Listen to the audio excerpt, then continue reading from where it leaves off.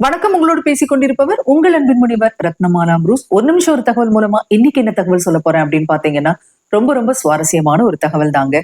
ஜெயலலிதா பாத்தீங்கன்னா ஆனந்த விகடன்ல ஒரு கட்டுரை எழுதியிருக்காங்க. அந்த கட்டுரையில தன்னுடைய வாழ்க்கையில நடந்த ஒரு சுவாரஸ்யமான சம்பவத்தை பகிர்ந்திருக்காங்க. என்ன அப்படிங்கறத சொல்றேன். ஒரு ரசிகர் ஜெயலலிதாவுக்கு தொடர்ந்து கடிதங்கள் எழுதிட்டே இருப்பாராங்க. அப்படி ஒரு கடிதத்துல என்ன சொல்லியிருக்காரு அப்படின்னா, நான் உங்களை கல்யாணம் பண்ணிக்கணும் அப்படின்னு சொல்லி எழுதியிருந்திருக்காரு. அது மட்டும் இல்லாம தேதியையும் குறிப்பிட்டிருந்திருக்காரு. இந்த தேதிக்குள்ள நீங்க என்ன கல்யாணம் பண்ணிக்கல அப்படின்னு சொன்னா நான் தற்கொலை பண்ணிப்பேன் அப்படின்னு சொல்லிட்டு.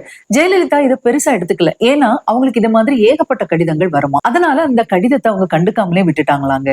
கொஞ்ச நாள் கழிச்சு மீண்டும் அதே ரசிகர் கடிதம் எழுதியிருக்காரு. அதுலயும் என்ன எழுதியிருக்காரு அப்படின்னு சொன்னா, நீங்க என்ன கல்யாணம் பண்ணிக்கலன்னா நான் தற்கொலை பண்ணிப்பேன் அப்படின்னு சொல்லிட்டு. இந்த டைம்லயும் ஜெயலலிதா அதை கண்டுக்கவே இல்லை. அடுத்து பாத்தீங்கன்னா கொஞ்ச நாள் போகுது.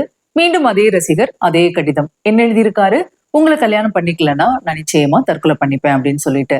இந்த முறை ஜெயலலிதா என்ன பண்றாங்கன்னா பதில் எழுதுறாங்க. என்ன எழுதுறாங்க அப்படின்னு பாத்தீங்கன்னா, எனக்கு கணவராக வர வேண்டியவர் கொடுத்த வாக்கை காப்பாற்றக்கூடியவராக இருக்க வேண்டும்.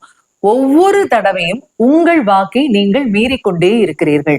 வாக்கு மீறும் நபருடன் நான் எப்படி திருமணம் செய்து கொள்வது அப்படின்னு சொல்லி பதில் கடிதம் எழுதியிருக்காங்க ஜெயலலிதா. இந்த தகவலோடு இன்னைக்கு விடைபெறேன். மீண்டும் புதிய தகவலோடு உங்களை சந்திக்கிறேன். அதுவரையில் உங்களிடத்திலிருந்து விடைபெற்றுக் கொள்பவர் உங்கள் அன்பின் முனைவர் ரத்னமாலா புரூஸ்.